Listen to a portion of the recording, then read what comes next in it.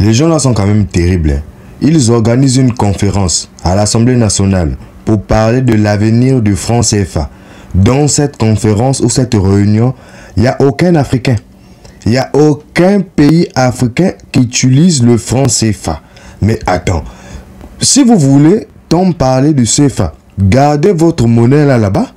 Gardez cette monnaie, venez récupérer cette monnaie sur le continent africain. Les dirigeants africains encore, qui sont en train de garder la monnaie du franc CFA, là, je ne comprends pas. Hein. Aujourd'hui, tous les économistes ont montré que pour développer les nations africaines, il faut sortir absolument du franc CFA. C'est une certitude. Hein. C'est une certitude. En tout cas, écoutez, la réunion d'urgence qu'ils ont eue à l'Assemblée nationale, ils ont créé même une commission pour ça, commission CFA. Donc, ils se sont réunis pour discuter de l'avenir du franc CFA. Aucun Africain. Et ils vont décider de prolonger encore le franc CFA. En tout cas, la conclusion, c'est quoi? De leur commission, c'est que le franc CFA doit être prolongé sur le continent africain. Mais je préfère vous laisser écouter la vidéo pour que vous-même vous puissiez, on va dire ça comment, prendre conscience de ce que eux-mêmes ils vont dire. Oui, vous m'entendez? C'est bon là. Bon, je voulais remercier les intervenants parce que c'est proprement passionnant. Et c'est vrai qu'au-delà d'un sujet technique, il y a bien sûr des enjeux réellement très politiques. Alors, le devenir du CFA, du franc CFA, c'est d'abord, vous l'avez tous dit, un enjeu politique et économique, je veux dire d'abord. Et vous avez montré que, d'une certaine façon, il est clair que le franc CFA a contribué à la stabilité monétaire des États qui l'utilisent. C'est au total 160 millions d'habitants. Et les pays de la zone franc, en 2020, ont enregistré une croissance positive, légèrement positive, semble-t-il, de 0,3%, alors que sur l'ensemble de l'Afrique subsaharienne, on était plutôt en recul à des niveaux proches de moins 1,7%. Et ça a été dit aussi, une inflation relativement faible, plutôt maîtrisée dans les pays qui utilisent cette monnaie. Ça, ce sont des données factuelles économiques. Mais il y a l'enjeu politique. Et c'est surtout ça qui nous occupe dans cette commission. Ça a été très bien dit, le CFA, c'est le symbole d'un passé qui ne passe pas. Voilà. Bon, et donc il faut agir en fonction de ça. Et il faut d'abord reconnaître la légitime aspiration des pays à vivre en souveraineté, quand même. Et la souveraineté monétaire en fait partie, bien évidemment. Et moi, je veux le redire, et en particulier aux collègues qui ont exprimé des sensibilités largement différentes sur ce point-là. Alors, moi, je voudrais avoir votre sentiment sur, d'abord, la viabilité de l'éco. Parce que ça a été constamment remis à des périodes plus tranquilles. Est-ce que c'est réaliste, l'éco? Et vous avez commencé à esquisser des scénarios. Et dernière chose, quelles sont aujourd'hui les stratégies de la Chine et de la Russie vis-à-vis de cette question de la souveraineté monétaire? C'est important qu'on l'ait, nous, aussi à l'esprit. Je vous remercie, Monsieur le Président. Je vous remercie beaucoup. C'est pas seulement un héritage qui ne passe pas, c'est aussi une asymétrie qui persiste. C'est ce qui rend encore plus compliqué la chose. Monsieur Garot, permettez-moi de vous souhaiter, au nom de la Commission, un excellent anniversaire.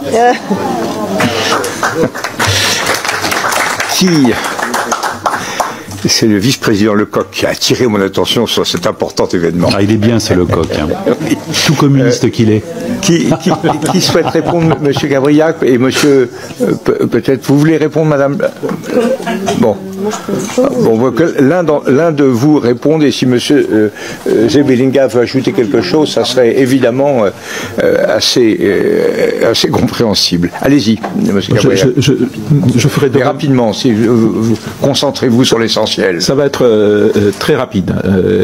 Une première remarque politique. Il y a quand même une grande confusion dans ce débat parce que on a évoqué ici ou là la question de la légitimité, le fait que ce système monétaire n'avait pas été approuvé par les peuples et avait été décidé par des régimes plus ou moins démocratiques.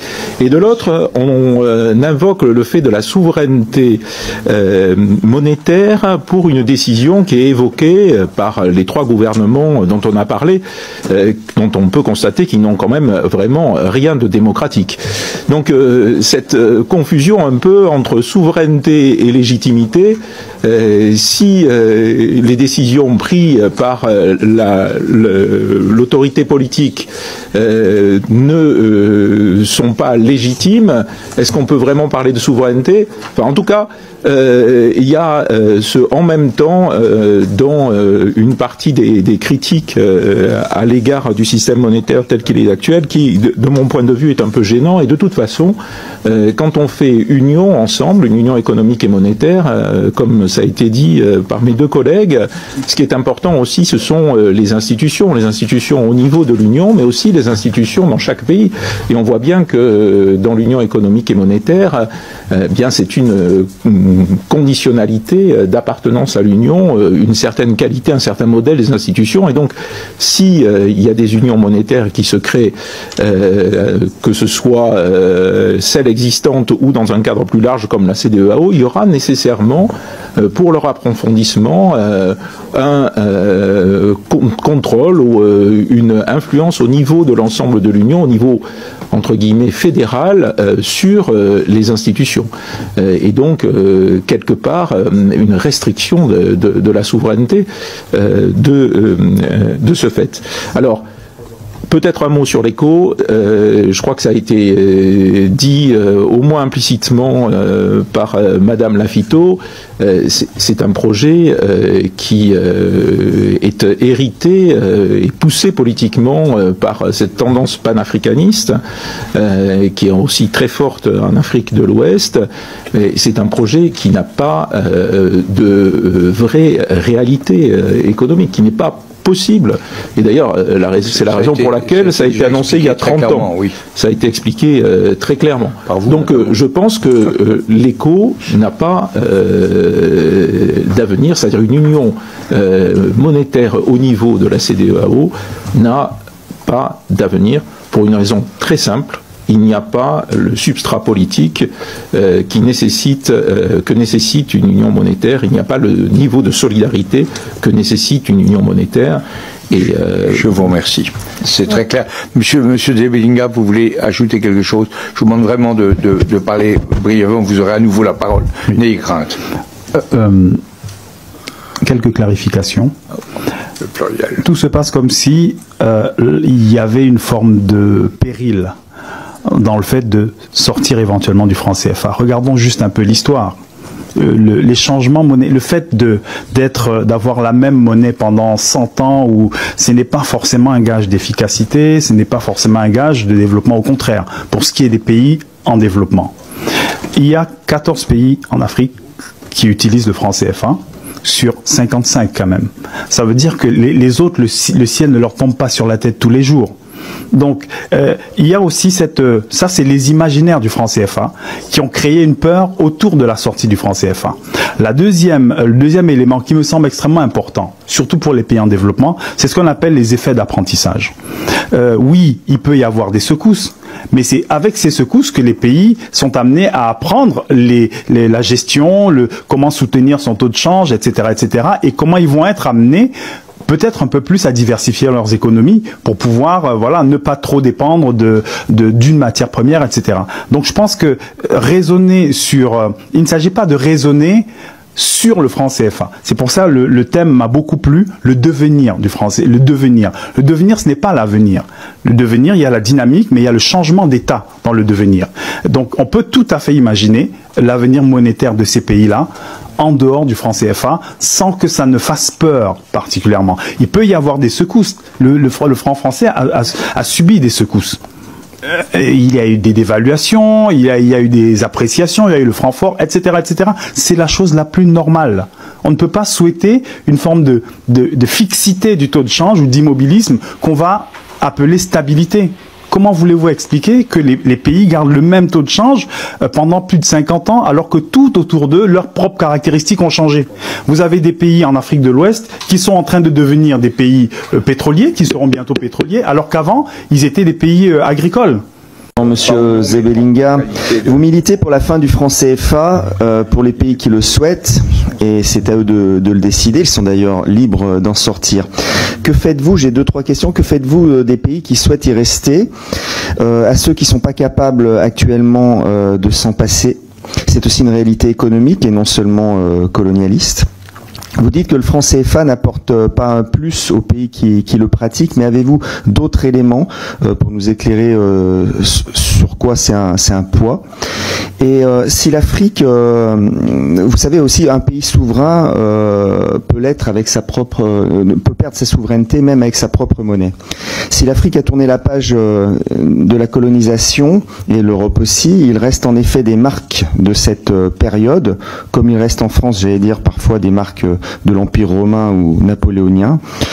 Est-ce qu'il ne mérite pas d'être sauvé pour le bien des économies africaines, car c'est là la seule question qui vaille? Parce qu'à vouloir l'écho, ils vont parfois se retrouver peut-être avec le bitcoin ou avec le dollar, ou même une domination chinoise. Donc il faut peut-être bien réfléchir. Merci. Je vous remercie, monsieur le député.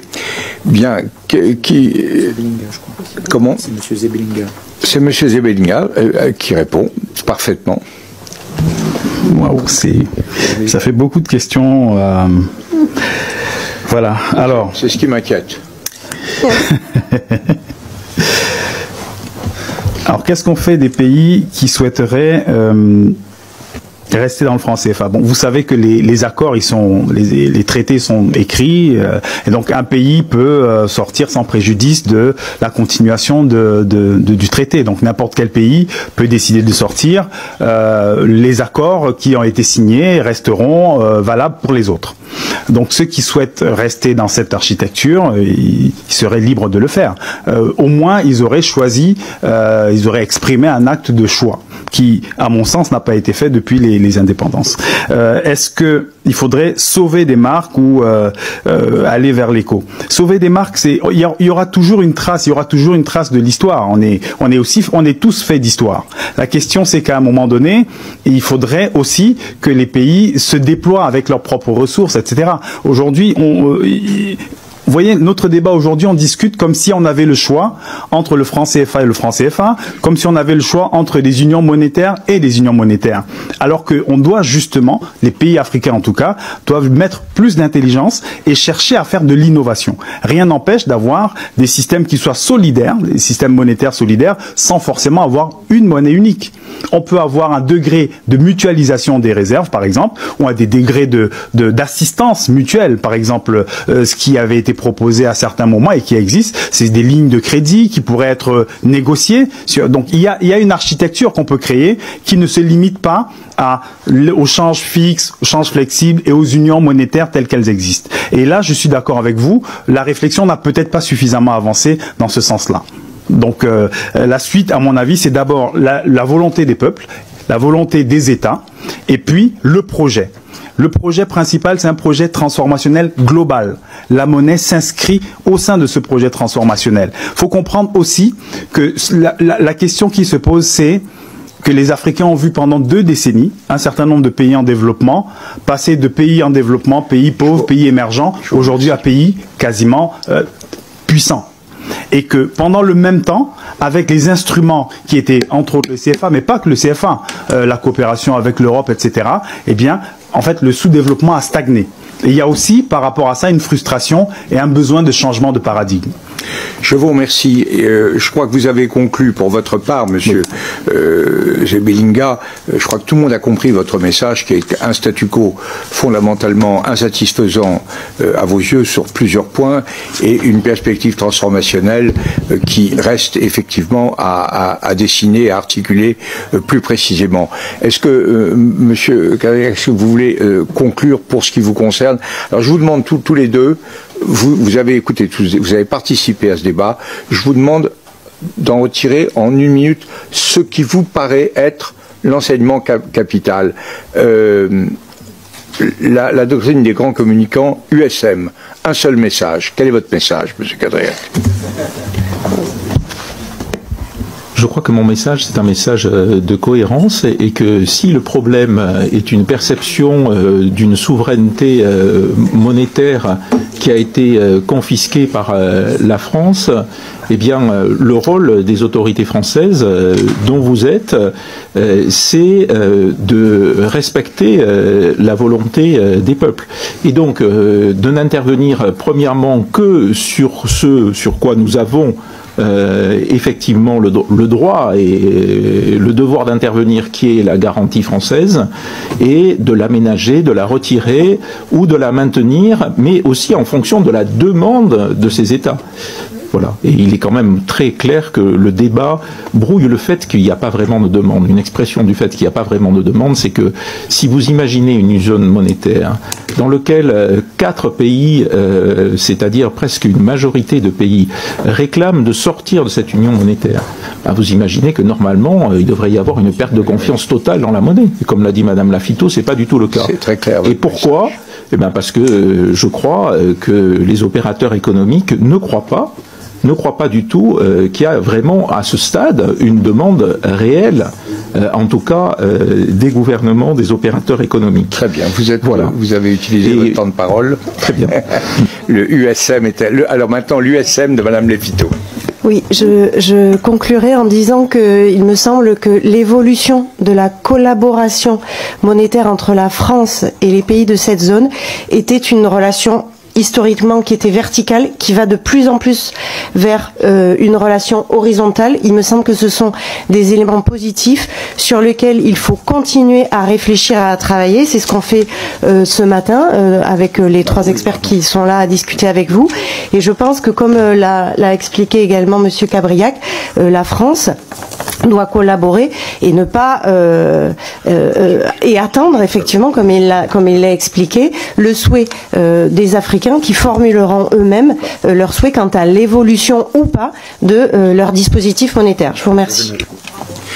Merci, merci. Moi, mon message, mon unique message, c'est de dire que j'ai bien écouté tout cela, nous avons tous écouté tout cela, que manifestement les conséquences des décisions que l'on prend sont beaucoup plus lourdes, positives ou négatives pour l'Afrique que pour la France, et qu'après avoir exercé une influence décisive, prépondérante et parfois impériale sur les décisions de cette zone, notre premier devoir, c'est de respecter la volonté des pays africains, quelle qu'elle soit.